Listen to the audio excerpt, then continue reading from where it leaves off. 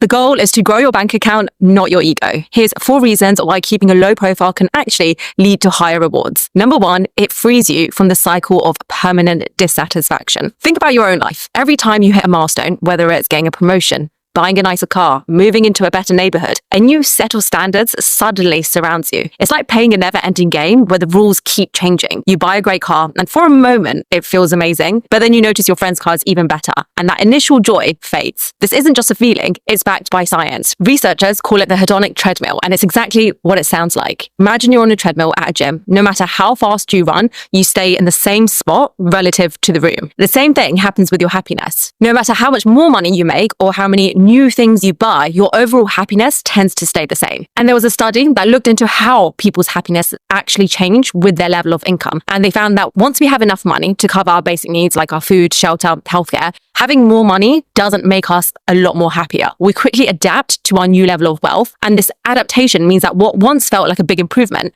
soon becomes a new normal, and we start wanting even more to regain that initial excitement. Think about the last time you upgraded your iPhone. At first, it works really quickly, really thrilling to test out the new features, but how long does that excitement last? Soon enough, you're already thinking about the next upgrade, and this cycle repeats with nearly everything that we buy. It's not just about phones, it happens with cars, homes, clothes, and even social status. And on top of that, social media only magnifies this pressure. And a report from Credit Karma revealed that 39% of Brits feel pressured by social media to spend more money to appear successful or happy. By choosing to instead look poor, you're simply stepping off of that relentless treadmill. You're saying, I'm not buying into this, no pun intended. And the moment you do that, you'll find that the inner peace you get from making that decision and not feeling the need to compete with every single thing will bring you so much more happiness than staying on that treadmill ever will. Number 2, we lose freedom of choice. When I first started working in investment banking, I definitely fell into the whole keeping up with appearances. I wore designer clothes a lot, had the latest things, bought a nice car. That was me. And I spent so much of my income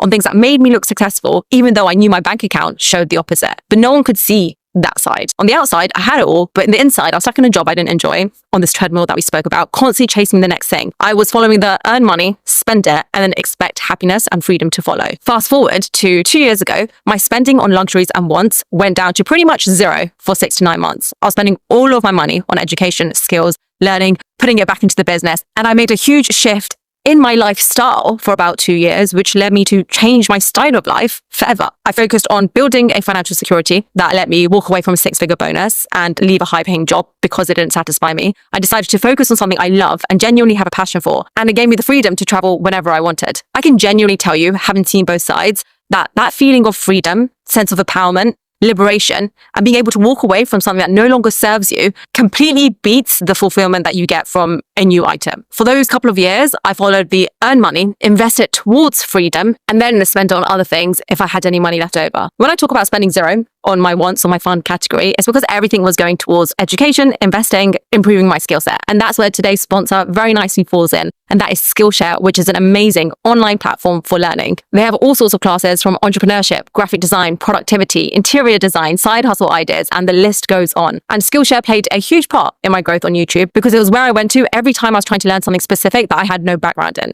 YouTube is wildly different to banking. And so I learned how to script through it, how to shoot, how to edit through it, and anything else that I'm struggling with, someone will usually have a really good class on it. And I can learn from that without having to search through hundreds of Google searches and YouTube videos. With slower work schedules during the summer period, we tend to have more time to explore our passions and hobbies. And so right now I'm taking this time by Mimi Chow on how to draw, which has been a great way to get my creative juices flowing again. If you are one of the first 500 people to click on the link in the video description, you get a totally free 30-day trial where you can binge watch as many classes as you want for free. Thank you so much, Skillshare, for sponsoring this video. The third reason why looking poor is important is because it takes you out of survival mode. Einstein famously wrote, "A calm and modest life brings more happiness than the pursuit of success, combined with constant restlessness." A study by the American Psychological Association revealed that 72% of Americans feel stressed about their money. And a report by the Money and Pension Service in the UK found that 62% of adults feel anxious about their finances, with 48% worrying about money at least once a week. In today's world, a calm and modest life is pretty much essential for maintaining peace of mind and to reduce the level of anxiety when it comes to your finances. If you get a bonus or a pay rise and you get a new car that eats 40% of your take-home pay, you cannot afford to lose your job,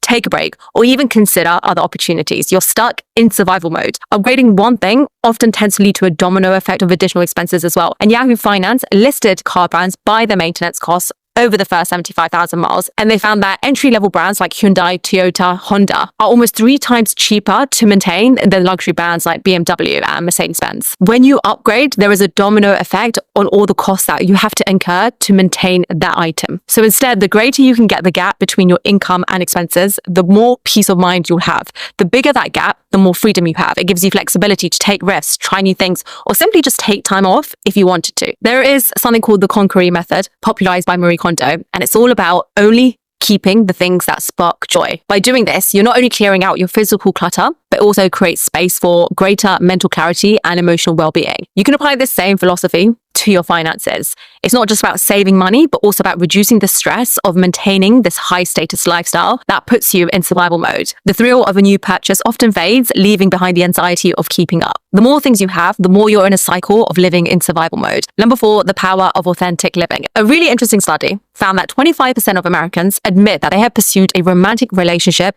purely for the money aspect. And over half of those people have misrepresented their financial situation to attract a partner. If you base your self-worth on external validations or material things or the amount of money you have, you risk attracting people who only value you for superficial traits. Authenticity is the cornerstone of lasting relationships, and this idea extends beyond just romantic relationships. It applies to how we present ourselves in almost all aspects of our life. As the saying goes, don't show off the outside of your house, show off the inside. The outside is what you display to strangers. It's an attempt to gain their respect and admiration with outward appearances. In contrast, the inside of your house represents your true self. That's what you share with family, with close friends. It's where your genuine values and characters shine through. And in the novel, The Adolescent, the author wrote, "If I had 100 million, I would nevertheless walk around in old clothes because the knowledge of it, my consciousness of my wealth would suffice." This quote is what the essence of true wealth is. It's not about flaunting it, but about the inner confidence and the security